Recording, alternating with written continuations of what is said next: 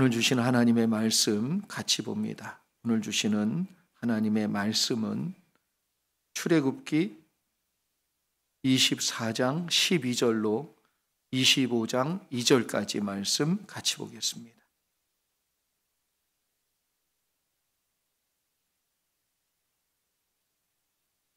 출애굽기 24장 12절로 25장 2절까지 말씀 다 찾으셨으면 우리 같이 교독하겠습니다. 제가 먼저 12절 읽지요. 여호와께서 모세에게 이르시되 너는 산에 올라 내게로 와서 거기 있으라. 내가 그들을 가르치도록 내가 율법과 계명을 친히 기록한 돌판을 내게 주리라.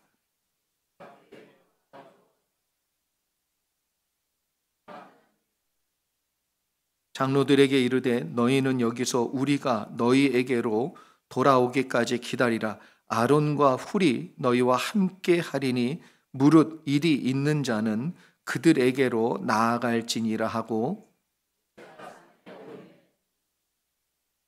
여호와의 영광이 시내산 위에 머무르고 구름이 엿새 동안 산을 가리더니 일곱째 날에 여호와께서 구름 가운데서 모세를 부르시니라.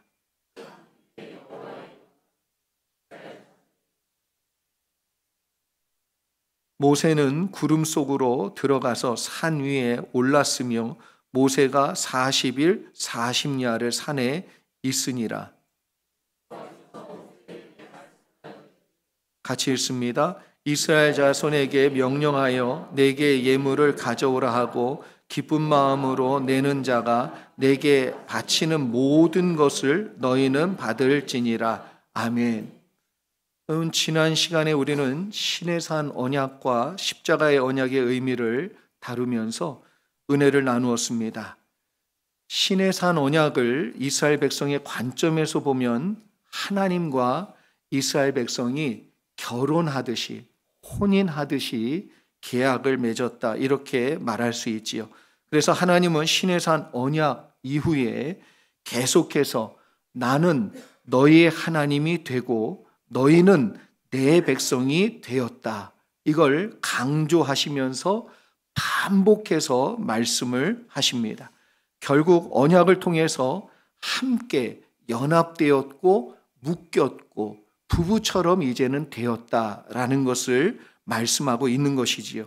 그 후에 하나님과 언약을 맺은 표로 십계명 돌판을 주시는 과정에 하나님의 영광이 시내산에 가득했다. 그래서 구름으로 덮었고 하나님의 백성의 눈에는 불이 붙는 것처럼 그 모습이 대단했다라고 말씀하고 있습니다.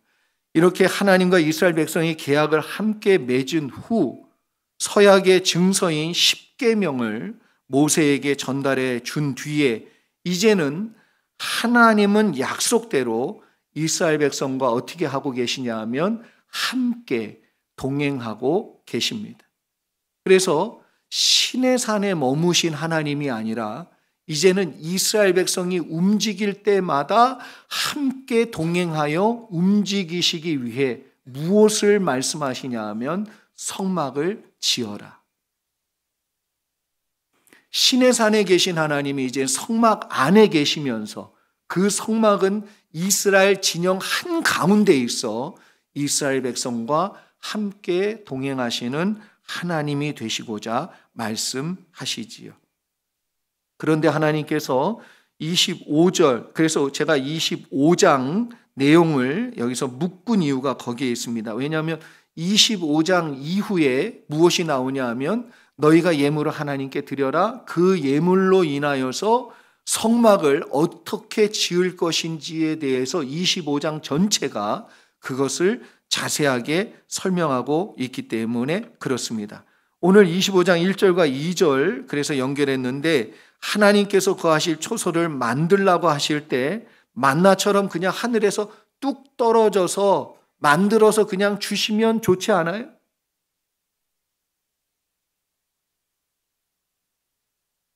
그런데 이스라엘 백성에게 하나님이 헌신을 요구하십니다.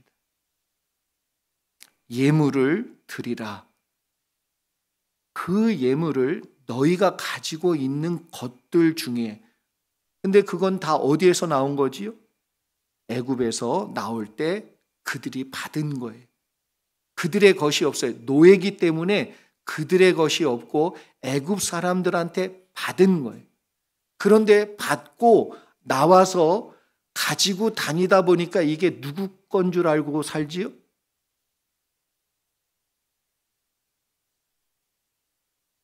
내 건 줄 알고 내 능력으로 얻은 줄 알고 살고 있지요.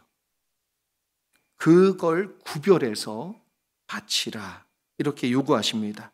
그 이유를 우리가 더 깊이 생각해 보면서 하나님이 진정 원하시고 요구하시는 내용이 무엇인지 오늘 말씀을 통해 깨닫고 저와 여러분 하나님과 동행하는 그러한 분들 다 되시며 놀라운 하나님의 은혜를 꼭 누리시는 백성들 되기를 주의 이름으로 축복합니다. 먼저 12절로 14절 말씀 함께 보겠습니다. 제가 한번 읽어드립니다. 여호와께서 모세에게 이르시되 너는 산에 올라 내게로 와서 거기 있으라. 내가 그들을 가르치도록 내가 율법과 계명을 친히 기록한 돌판을 내게 주리라. 모세가 그의 부하 여호수아와 함께 일어나 모세가 하나님의 산으로 올라가며 장로들에게 이르되 너희는 여기서 우리가 너희에게 돌아오기까지 기다리라. 아론과 훌이 너희와 함께하리니 무릇 일이 있는 자는 그들에게로 나아갈지니라 하고, 하나님께서 이스라엘 백성과 언약을 맺고 함께 동행하기로 결정하셨습니다. 그래서 모세에게 율법을 기록한 돌판을 주겠다 이렇게 말씀하고 있지요. 그런데 하나님께서 그 율법과 계명을 친히 기록했다. 그리고 그 기록한 돌판을 거기다 새겨서 너에게 주겠다 이렇게 하신 이유가 있습니다. 그 이유가 뭐냐 하면 12절 보세요. 내가 그들을 가르치도록 하기 위해서, 다시 말하면 하나님께서 모세를 통하여 율법을 이스라엘 백성에게 가르치기 위해서 주셨다 이렇게 말씀하고 있습니다. 여러분 성경을 읽고 말씀을 배우는 이유는 하나님과 함께 동행하는 법을 알기 위해서 배우는 것입니다. 하나님이 누구신지 아세요? 그러면 내가 누군지는 좀 아세요? 최 목사를 아십니까? 하나님이 누구시며 하나님의 마음이 어떠한지를 알려면 하나님이 다 기록해 놓은 성경 말씀을 배우면 알아갈 수 있어요. 그럼 모르는 사람한테 내 인생을 맡기진 않습니다. 옛날에는 맡겼지요. 얼굴도 못 봤는데 시집장가 갔잖아요. 그래가지고 후에 막 급하잖아요. 근데 오늘날에는 내가 어떤 사람인지도 모르는데 내 인생을 맡긴다? 그런 사람은 단 한 사람도 없습니다. 하나님이 어떠한 분인 줄 여러분이 정말 알면 여러분의 인생을 맡기셔도 돼요. 하나님 같으신 분이 없는데 우리가 자꾸 의심하고 오해하고 맡기지 못하는 것은 왜 그러냐면 하나님에 관한 지식이 충만하지 못하고 하나님에 관한 지식으로 내가 확신을 갖지 못하고 있기 때문에 그렇습니다. 진짜 이분에게 내 인생 맡겨도 되겠구나라고 생각하면 맡기면 되는 거예요. 그러면 책임지시고 더 크게 하시며 역사해 주시는 줄 믿습니다. 우리가 하나님과 동행하는 것이 힘들고 어려운 이유는 다른 것이 아니라 하나님을 모르니까 그렇단 말이에요. 하나님의 뜻을 모르고 하나님의 마음을 모르고 하나님의 생각을 모르고 하나님이 나의 계획을 어떤 계획을 가지고 있는지 전혀 모르니까 못 믿는 거지요. 불안한 겁니다. 두려워요. 여러분, 최근 들어 한국이 불명예스러운 1등 타이틀을 얻었는데 OECD 국가 중에 이혼율이 제일 높은 것으로 나왔습니다. 이혼의 이유 중에 첫 번째가 뭔지 아세요? 성격 차이. 그런데 또 다른 데이터를 보니까 재혼 이후에 결혼 생활을 완만하게 이루어가고 이전보다 더 성숙한 모습으로 행복을 만족스럽게 누리며 사시는 분들을 조사해 보니까 이유가 뭐로 나왔냐 하면 생각과 태도를 바꿨더니 행복해졌다는 거예요. 행복한 결혼 생활을 누린다는 겁니다. 태도의 변화 중에 가장 큰 것은 다른 게 아니라 그 상대방을 이해하고 수용했다. 그 상대방을 과거에는 아니 왜 저래? 아니 저 인간 왜 저래? 이랬는데 새롭게 이제 결혼하시고 나서는 그래 저 인간은 원래 저렇지. 그 인간이나 저 인간이나 똑같지. 이러면서 마음을 그냥 접어대는 거예요. 그대로 그냥 받기로 했다는 거예요. 그리고 저 사람에게도 그럴 만한 이유가 있겠지라고 이해하려고 그 사람에게 대해서 더 알아가고 더 이해하고 더 많이 생각하다 보니까 오해가 없어지고요. 뜻이 맞고요. 그리고 함께함이 행복하게 되었다. 그 연합이 이루어지게 되었다는 내용이지요. 하나님이 어떠한 분인 줄 모르면 자꾸만 오해하고요. 자꾸만 두려워집니다. 자꾸만 멀리하고 싶고 뭘 하나님이 하나 하려고 탁 열어놓으면 깜짝깜짝 놀래서 하나님 안 하겠습니다. 그러고 믿음을 싹 접어버려요. 그러니까 하나님이 더 깊은 믿음과 은혜와 역사로 우리를 인도해 가려고 그러는데 그걸 경험을 못하는 거지요. 그래서 모세가 하나님의 돌판을 받기 위해 여러분 13절 보세요. 어떻게 했지요? 하나님의 산에 올랐다. 더 하나님 앞에 가까이 갔어요. 말씀 받기 위해서 올라간 거지요. 우리들도 예배 자리로 나오는 이유가 분명해야 됩니다. 말씀 받기 위해서요. 선포되는 말씀을 통해 하나님을 알고 만나기 위해서 여러분 나오셨어요. 하나님의 말씀을 여러분 마음을 열고 들으시기를 축복합니다.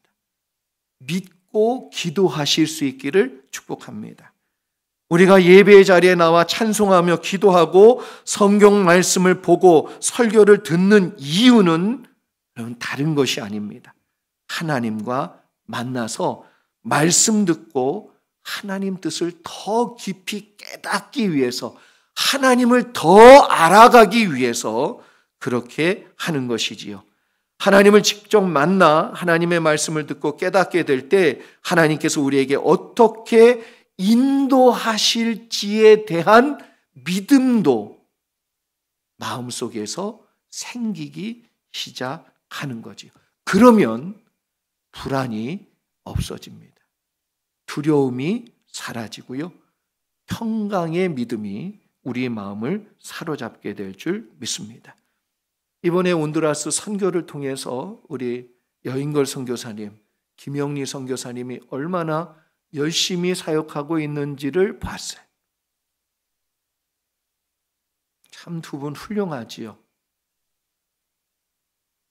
뭐라 말할 수 없는 그런 존경스러운 마음이 제 마음을 사로잡았습니다.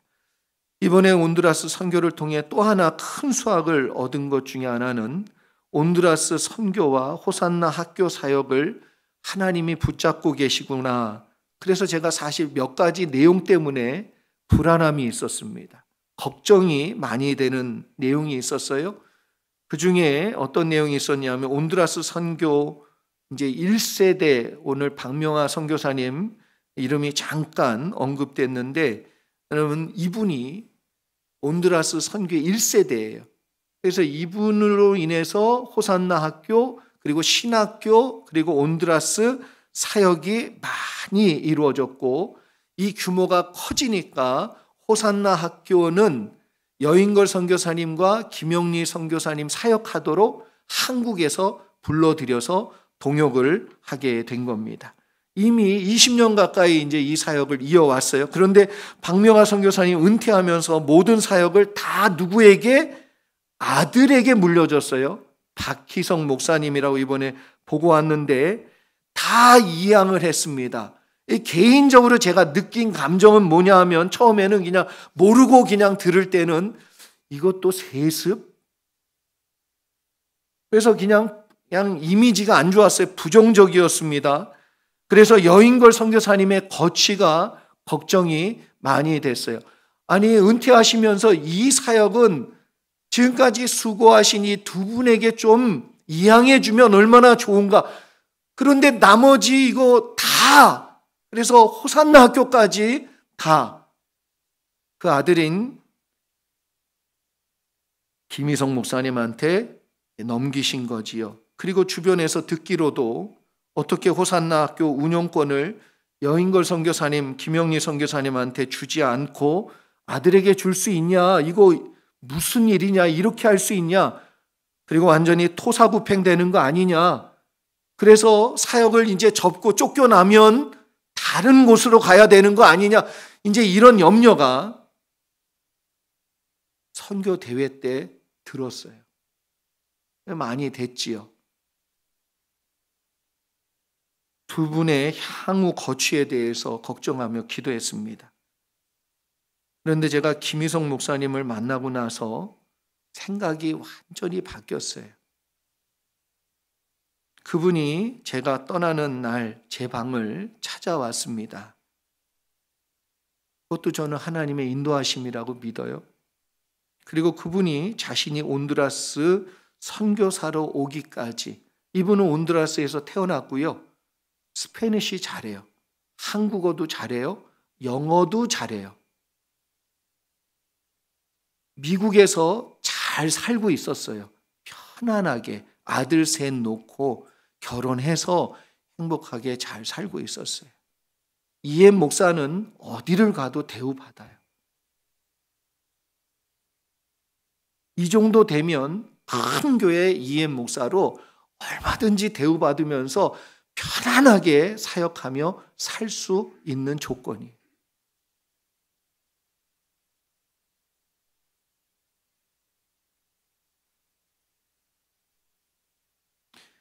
그런데 다시 돌아오신 이유를 설명할 때 바로 말을 안 했어요. 그냥 한마디 하셨어요. 하나님이 온두라스로 나를 부르셨어요. 저는 이 말이 가슴에 꽂혔습니다. 자신이 세습이라는 비난 받을 거라는 걸 생각도 했고 여러 오해들로 인해서 사람들이 교회를 떠나게 될 것도 어느 정도 생각도 하셨던 것 같아요. 실제 와보니까 현실은 더 힘들었다고 말합니다. 호산나 학교 지금 땅 문제로 인해서 법정 고소가 들어가 있는 상태인데 아무도 몰라요. 돈 들어가는 일이지요. 그리고 아까 얘기했듯이 건물, 이 땅이 어떻게 이렇게 문제가 생겨 꺼져가지고요. 이 건물이 기울어지고 있는데 그거 공사하는데 그것도 돈이 지금 많이 들어가고 있는 상황입니다. 근데 이분이 후원받는 것이 있느냐? 사실 외적으로 보면 건물이 많지요. 커요. 무슨 센터, 호산나 학교, 교회 크게 졌어요. 다 좋아요. 그런데 이제 유지는 어떻게 해요? 이 아버님이 한국에서 이제 그 신학 공부를 하시고 은퇴를 하시는데 이분 동기분들이 다 그 장로의 신학교에서 유명하신 분들이 많아요. 그러니까 이분 사역하실 때 그분들이 큰 교회 목사님들이 많으니까 건물도 지어주고 후원도 열심히 해준 거예요. 은퇴하고 나니까 동기들도 다 은퇴하고 나니까 그게 이제 안 되지요. 끊어졌지요. 이 박희성 목사님은 어디서 신학을 했냐면 미국에서 했습니다. 미국은 여러분 잘 아시는 것처럼 신학교에서 공부한 사람들 각자 도생이에요. 누구 뭐 동기라고 도와주고 뭐 어떻게 해주고 이런 거 없어요. 동기애 이런 거 없습니다. 그냥 자기가 열심히 자기 알아서 그냥 사역하는 거예요. 넉넉하지 않지요. 미국에 있을 때가 더 넉넉했답니다. 사람들은 외적인 것만 보고 아버지가 이루어 놓은 것 받아서 부자로 살고 편안하게 살고 넉넉하게 살 줄 알고 후원도 적대는 거예요.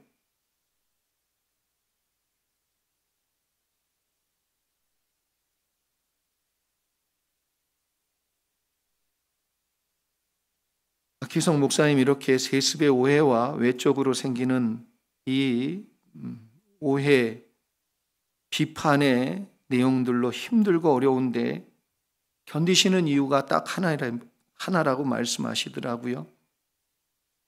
하나님께서 온드라스로 나를 부르셨어요.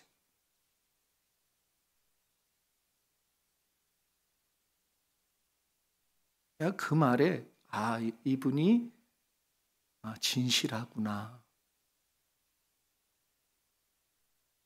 이스라엘 백성이 하나님의 말씀을 듣고 깨달아야 할 것은 하나님의 마음과 뜻이 어떠한지를 아는 것입니다. 제가 늘 얘기하지만 당사자를 직접 만나서 들으셔야 돼요. 하나님을 직접 만나서 여러분의 인생에 어떤 계획이 있는지를 들으셔야 돼요. 그래서 하나님 말씀을 가까이 하시는 거예요.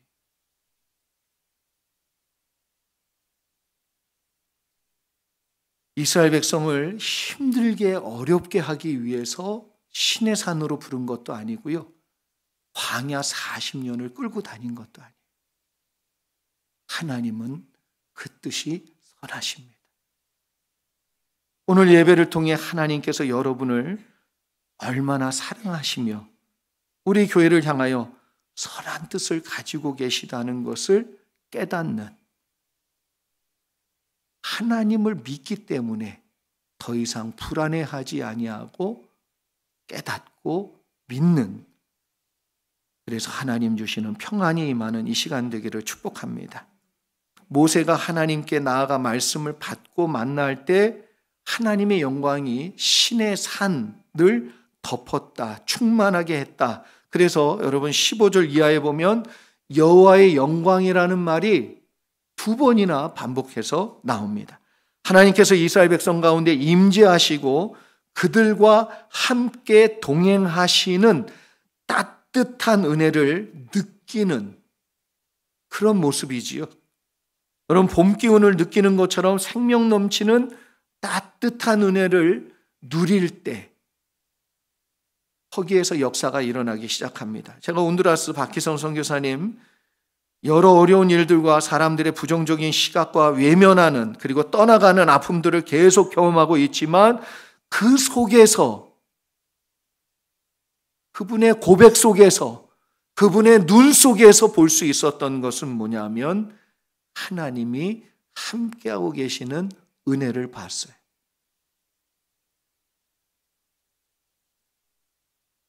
제가 그것을 보면서 오늘 본문에 나오는 하나님의 영광이 생각이 났습니다. 하나님께서 우리와 함께 해주시는 은혜를 누리는 모습. 쉐키나의 하나님의 영광이 구름 가운데 임하여서 이렇게 콕 감싸주는.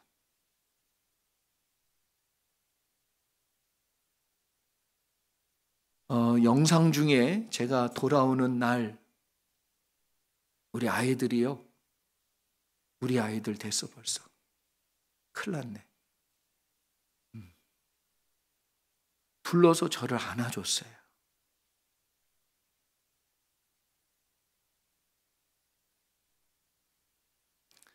어떤 어떤 위로보다 큰 위로를 받았어요.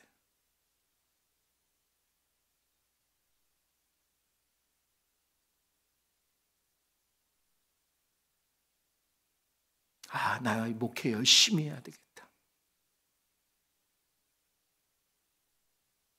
그 아이들이 둘러서 아무것도 아닌 저를 다 이렇게 감싸고, 제 그 키가 작은 아이 하나는 이게 위도 안 나와요. 제 다리통을 붙들고 다 붙잡아주는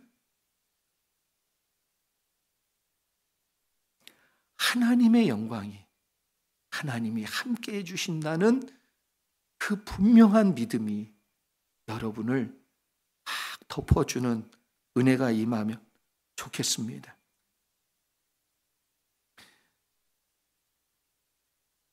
하나님께서 우리와 함께 해주시는 은혜를 누리면 고난을 이길 힘이 있어요. 레위기 20장 11절과 12절 말씀이 오늘 나오는 본문의 상황을 잘 표현해 주고 있습니다. 제가 한번 읽어드립니다.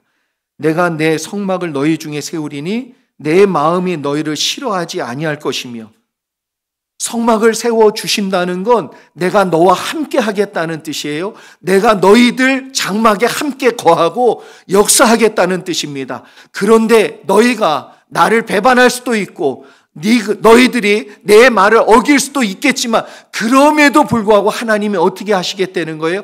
싫어하지 않겠다는 거예요. 변하지 않겠다는 거예요. 더 나아가 뭐라고 그러냐면, 나는 너희 중에 행하여, 왜 하나님이 성막을 만들어서 이 성막을 통하여 이스라엘 백성과 동행하시겠다라고 말씀하시냐면, 나는 너희 중에 행하여, 어려움이 있을 때 하나님 역사하실 거예요. 여러분, 혼자가 아닌 줄 믿습니다. 이스라엘 백성이 홀로였다면 광야에서 그 많은 200만이 넘는 사람들이 살 수가 없었어요. 하나님이 함께 해주셨기 때문에 먹을 것이 있었고 마실 것이 있었고 살아갈 수가 있었어요. 40년 동안 단 한 번도 음식을 거르신 적이 없어요. 먹이셨어요. 마시게 했어요. 입혀 주셨어요.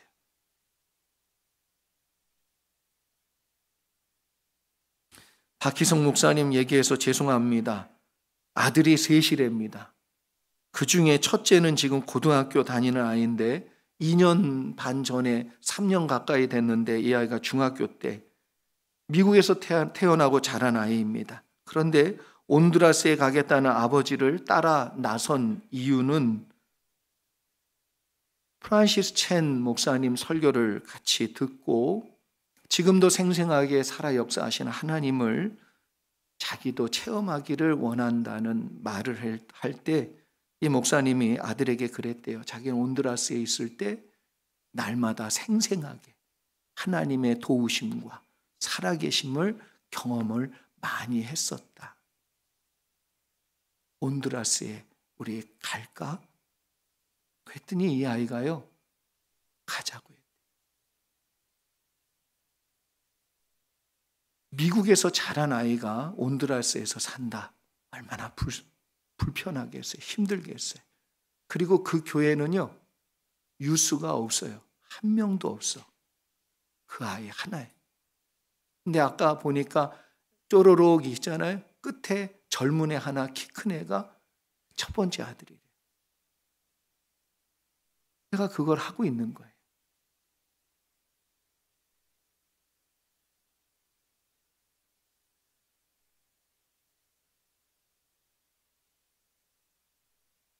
저는 이 아들 나중에 아버지를 이을 것이라 생각이 듭니다. 그럼 이제 3대가 사역하겠지요? 사람들은 많은 경우 자기식대로 생각합니다. 세습이라는 프레임으로 판단합니다. 그러나 하나님은 그들과 함께 할 거라고 믿습니다.